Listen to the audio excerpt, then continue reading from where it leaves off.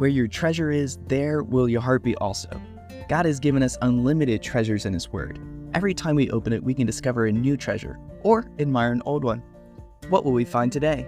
Here's Carla Early with Treasure Hunt in the Word.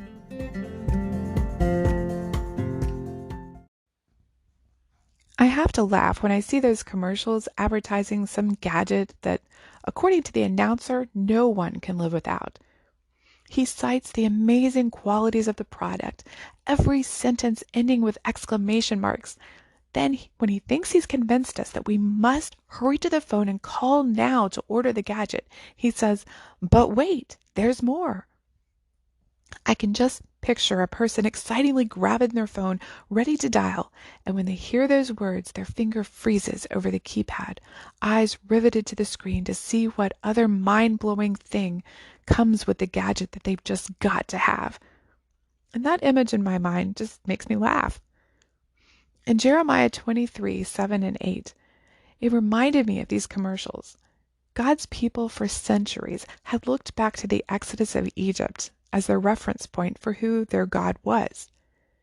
And as they celebrated Passover, the Feast of Unleavened Bread, the Feast of the Booths, they remembered how God had miraculously rescued them from lives of slavery in Egypt by sending the 10 plagues to convince Pharaoh to let them go, then opening the Red Sea to let them escape the Egyptian army before crushing waters down on the top of their enemies. Not only that, but he had led his people with a cloud by day and a fire by night, gave them the law, fed them with manna from heaven every day, won battles with his amazing power, and brought them to a land flowing with milk and honey, just as he'd promised. These feasts and festivals kept this amazing event uppermost in the minds of the Jews each year, as they celebrated what God had done for them. In Jeremiah, God was about to send his people into captivity once again, this time because of their sin, especially the sin of idolatry. But he wants them to know that he's not finished with them yet. But wait, he said, there's more. He wouldn't leave them there. He would miraculously bring them back to their land.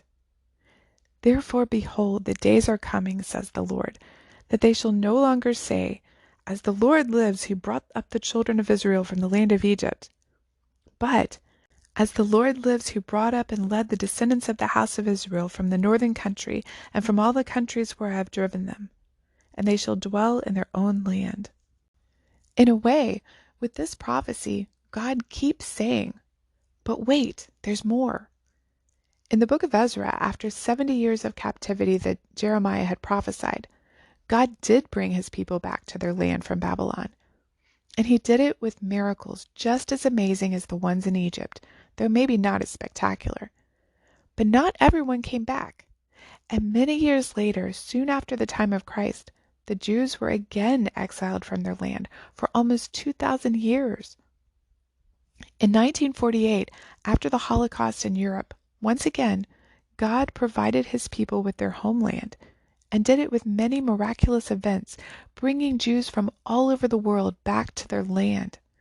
Yet even that did not completely fulfill this prophecy. Even now, God says, "But wait, there's more." This future restoration of the Jewish people will come to pass when Jesus comes again. He'll send his angels to gather his people and bring them to Zion and turn their hearts to him. Many Jews think God is done with them, but he's still saying, "You just wait, there's more."